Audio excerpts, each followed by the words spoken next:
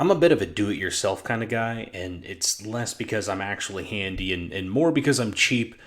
And I like to do things myself, and frankly, it's pretty satisfying when I can fix something that other people say I should probably just throw away.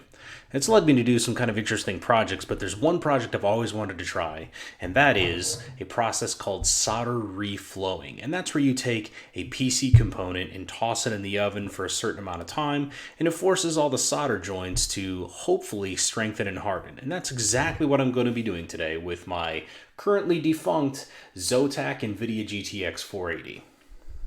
So, did it actually work? Well, you can click here to skip all the way to the end, or you can click here to skip ahead a little bit and watch me harness my inner Gordon Ramsay, minus all the swearing because I still need my day job.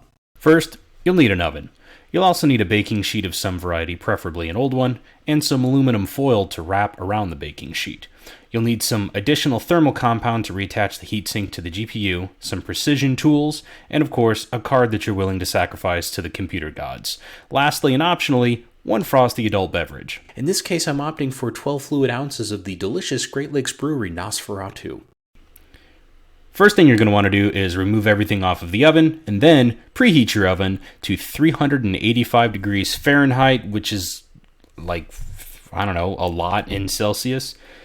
You're also going to want to clear yourself out some type of a workstation so you can begin the long and arduous process of stripping all of the plastic parts off of your GPU. It's worth noting you should take extra caution with using a screwdriver on the back of one of these cards, because if you slip and rip anything off of the back of the card, you might as well just throw it away, because there's no way you're going to solder those pieces back on. Once you've removed the heatsink, you're going to want to take a paper towel and just rub off all the excess thermal compound. Now you're ready to head back to the oven. By now your oven should be preheated. Grab the baking tray, cover it in aluminum foil, and now you need to create some type of aluminum standoff. Nothing magic here, just some aluminum foil balls will work just fine.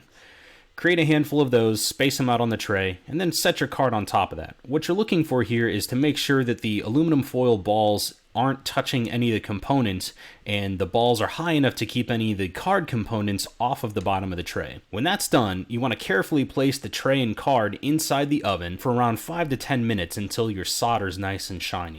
If you come back after 5 or 10 minutes and you don't see the shiny solder that I'm talking about, that means your oven temperature is set too low. What you're going to want to do is bump the oven temperature up by probably about 10 degrees or so, and then check back again.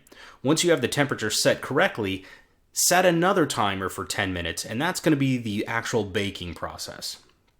Once that timer goes off, go ahead and turn the oven off and very carefully pull the card and tray out and just allow it to cool down to room temperature naturally. Don't use any additional fans, don't blow on it or anything like that. Now for the fun part, reassembly. When you get to the heatsink, make sure you apply some additional thermal compound, tighten down all the screws, and we're ready for testing. So did it actually work? Yeah, it worked great. Believe me, nobody's more surprised than I am, and frankly, I'm a little disappointed because, the card was broken, and I was totally going to use that as an excuse to go out and buy a brand new GTX 980 Ti for my VR build, but no, now it works again. So there you have it. When in doubt, just chuck it in the oven for a little while. That's all for today. We'll see you guys next time.